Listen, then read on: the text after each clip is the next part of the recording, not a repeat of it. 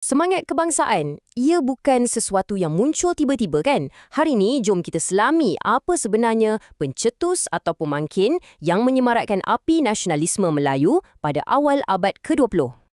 Pernah tak kita terfikir macam mana satu kumpulan manusia tiba-tiba rasa mereka nak tentukan nasib sendiri? Apa sebenarnya percikan api yang menyalakan kesedaran satu bangsa ni? Sebenarnya, ceritanya bermula dari dalam. Ia bukan disebabkan satu peristiwa besar yang meletup, tapi ia lebih kepada gabungan beberapa perubahan yang membara secara perlahan-lahan dalam masyarakat Melayu waktu itu. Kita boleh nampak ia berlaku macam satu rantaian. Mula-mula, pendidikan lahirkan generasi baru yang kritis, yang pandai berfikir. Lepas tu, generasi ni guna surat khabar dan majalah untuk suarakan idea mereka. Akhirnya, melalui novel dan sajak, mereka bakar semangat orang ramai. Ya, pendidikan memang jadi game changer. Institusi macam Maktab Perguruan Sultan Idris atau SITC, ia bukan sekadar tempat belajar tau. Ia dah jadi macam port utama untuk para cendekiawan ni berkumpul, berdebat dan bincang secara terbuka tentang kelemahan penjajah. Dan sudah tentu, idea-idea hebat ni tak boleh terperap dalam bilik darjah je.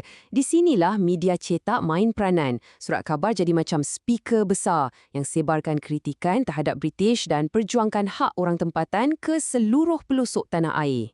Tapi kritikan saja tak cukup. Emosi pun kena main peranan.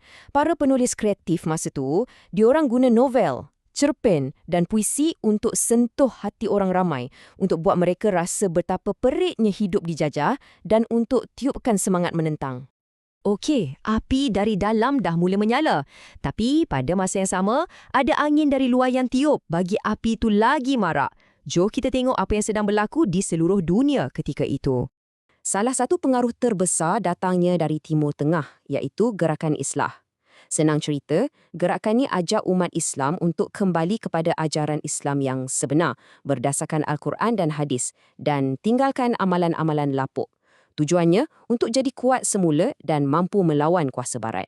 Dan ini bukan sekadar teori tau. Idea-idea progresif dan anti-penjajah ni betul-betul dibawa balik oleh para ulama' dan pelajar Melayu yang belajar di Mesir. Mereka bawa pulang benih-benih kesedaran ni dan tanam terus dalam masyarakat.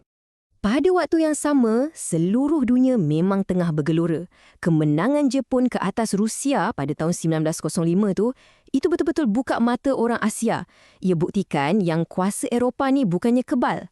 Ditambah pula dengan kebangkitan di China, India dan negara jiran macam Indonesia dan Filipina. Semua ni jadi inspirasi besar. Jadi, bila semua tenaga ni, dari dalam dan dari luar, bertemu, apa yang terhasil? Lahirlah satu generasi pemimpin baharu, golongan intelektual yang bersedia memikul obor perjuangan bangsa. Menariknya, golongan intelektual ni terbahagi kepada dua aliran utama. Satu, golongan lepasan Timur Tengah. Fokus mereka lebih kepada membetulkan masyarakat melalui pembaharuan agama. Aliran kedua pula, lepasan sekolah Inggeris dan Melayu tempatan. Mereka ni lebih cenderung kepada tindakan politik, menggunakan persatuan dan akhbar untuk berjuang. Dan ini bukan sekadar kumpulan tanpa nama. Kita bercakap tentang tokoh-tokoh sebenar. Pemikir seperti Syed Sheikh Al-Hadi yang memimpin arus reformasi agama dan aktivis berani seperti Ibrahim Haji Yaakob yang menterjemahkan semua kesedaran ini kepada tindakan politik yang nyata.